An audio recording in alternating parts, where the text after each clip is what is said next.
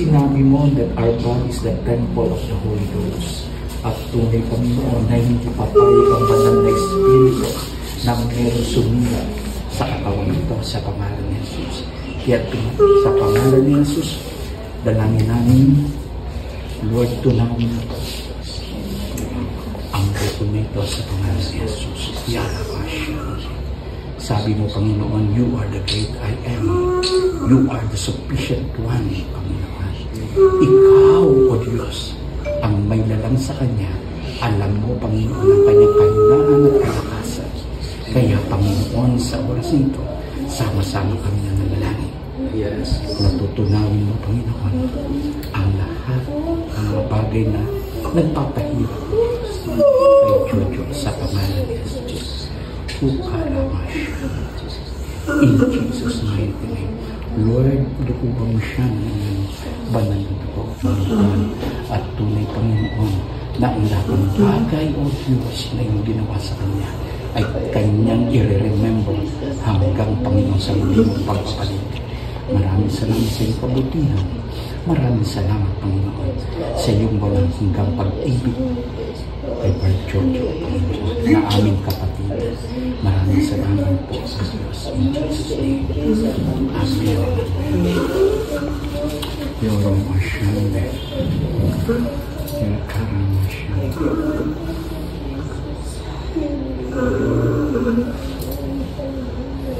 Dahil lang kami ng gamot sa katawan ko. Alam ka mo. Sinusuka mo? Siguro ito na muli sa ako. Kala ko talaga si Robin.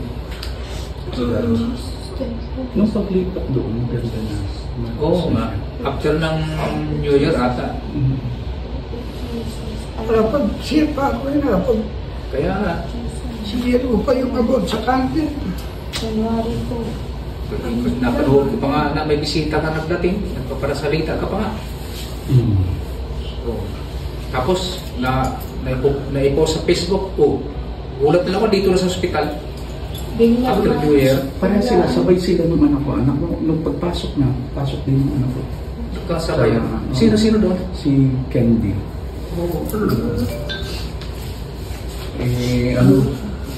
UTI siya. Nagpo-40 yung lagnat niya. Pan 3 days din namin siya. Kaya pasalamat tayo sa Lord. Wala tayong magawa. Kasi meron kang legacy. Yun yung word. Meron kang legacy. Jojo, si Shoko, may legacy. Hindi lang sa church, kahit sa police, may legacy. Oo, tama rin. Totoo yan. Hindi ba? Ibig sabihin, hindi yun nakakalimutan ng marami. Mga polis. Kahit sa makapunta. Lala ka, di ba? Pero hindi ko naman yan. Hindi ko naman makakain yun. Pero ibig sabihin yun, nagpapakita na naging importante ka rin sa kanila. Binigyan mo kasi sila ng panahon. Eh oo.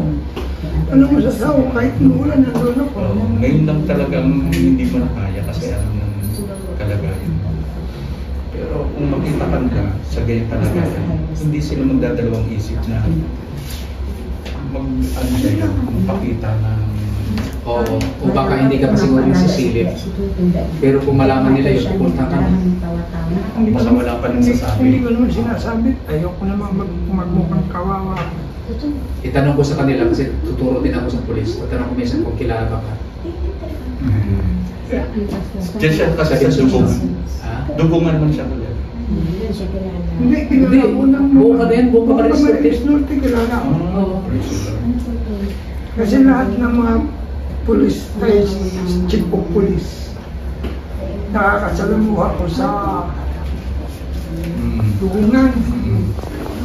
And then after that, may isang colonel doon na ato ay community pa niya, ni PD. Ano ka daw, advisory council. Sabi ko, dami naman pa, bakit ako kagaya? Ikaw nga kasi ang nagustuhan ni PD kasi maasa. mas madali ang sa mga kaibigan. Kasi nung tunog dito, may tunog na sa mama ingay. Makausap. Hindi ka nagsisinungaling, Panginoon. Makapangyarihan ka, Panginoon, at gumagawa ng himala. Sapagkat nang kayo namatay sa krus ng Kalbaryo, Panginoon, sa pamamagitan ng mga sugat o Diyos at latay, sinagaling mo na po ang iyong mga anak. Ang benepisyo ito, Panginoon, ay ipinagkaloob mo rin sa buhay ng Diyos. Kami po, inaangkin po namin po Diyos na siya po ipinagkalooban mo ng pagkagaling. At ang manifestation nito ipakikita mo, Panginoon. At wala po kami ibang gagawin kundi magpasalamat at magpuri sa iyo. Salamat, Ama, sa iyong magpuri sa pangalan ni Jesus. Amen. Salamat sa Grace. Magtimpla ka ng kape, may kape dyan, pakape dyan. Huwag mo na tigilan. Ako nga ako. Huwag mo na tigilan. Ako may kape nga dito. So guys, sa pagpalang gabi po. Ngayon ay January 6, 2025. So tayo sa hospital. Buwantay. Kay Brother Pakas. Kay Papa. Yan, tulog siya. Kapay siya. Mamaya po mapasok po ang nurse dito. Lagyan ng dugo. Yan. May nakasabit sa kanya.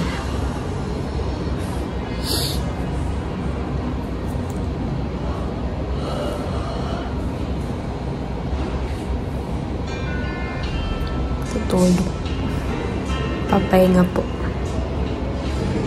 Para pag-uwi, malakas na. Yan, salamat po. Lord, medyo okay na siya. Medyo ayos na ang pakaramdam. Kahit papaano. Yan guys. Kabitan na siya ng dugo. Kaninang 9:05. Kabit na yung dugo. Ang ilang dugo na yan pa? Wala. Last na. Last na yung dugo. Guys.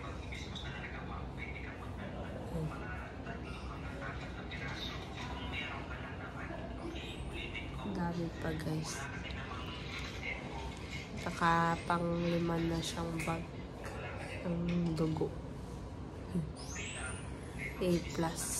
Parehas kaming dugo.